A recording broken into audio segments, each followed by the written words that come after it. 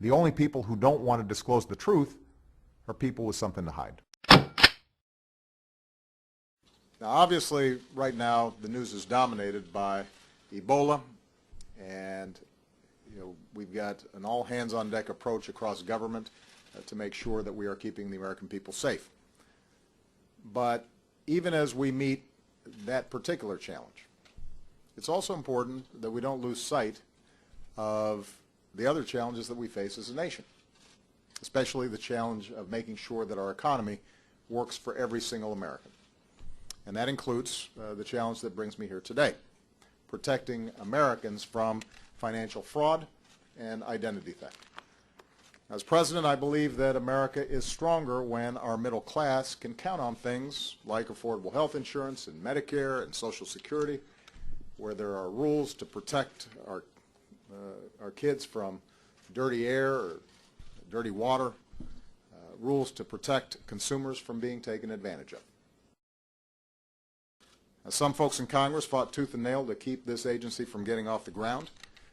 There are some, frankly, who are still fighting to undo the rules we put in place to protect consumers, but I refuse to back down and go back to the days when mortgage lenders or financial firms could take advantage of consumers and consumers had no recourse. We're moving forward.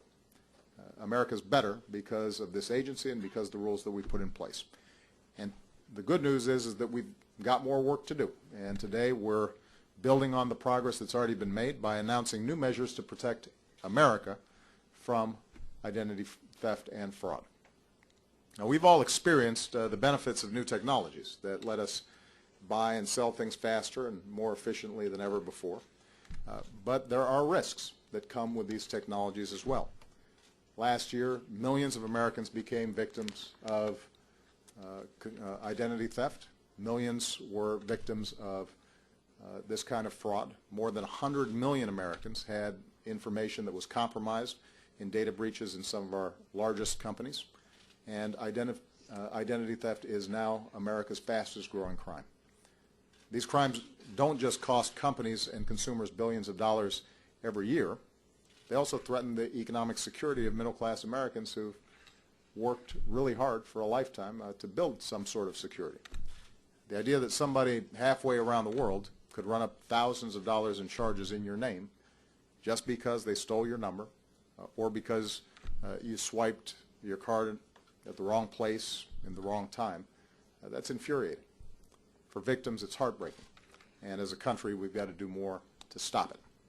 And that's why today we are launching an initiative called Buy Secure, because you should be able to buy the things that you need without risking your identity, your credit score, or your savings. Now, of course, no one security measure, no matter how powerful, can stop fraud on its own. So today I'm also directing federal law enforcement to share more information with the private sector when they discover identity theft rings. Folks here at the CFPB are working with banks to help make it easier for consumers to discover if fraudulent charges have been made to their account. The Federal Trade Commission will add new features to identitytheft.gov, and they're going to work with credit bureaus to dramatically cut down on the time it takes for victims to recover their stolen identities. I want to encourage every retailer, every bank, and every credit card company to join them in this effort. And even though I'm taking action today without Congress, Congress needs to do its part as well. Today, data breaches are handled by dozens of separate state laws. It's time to have one clear national standard that brings certainty to businesses and keeps consumers safe. I should mention, by the way, that I went to a restaurant up in New York when I was there in the UN General Assembly, and my credit card was rejected. It turned out, I guess, I don't use it enough. So they thought there was some fraud going on. Fortunately, Michelle had hers. I was trying to explain to the waitress, no, I really think that I've been paying my bills. Even I'm affected by this. Thank you very much, everybody.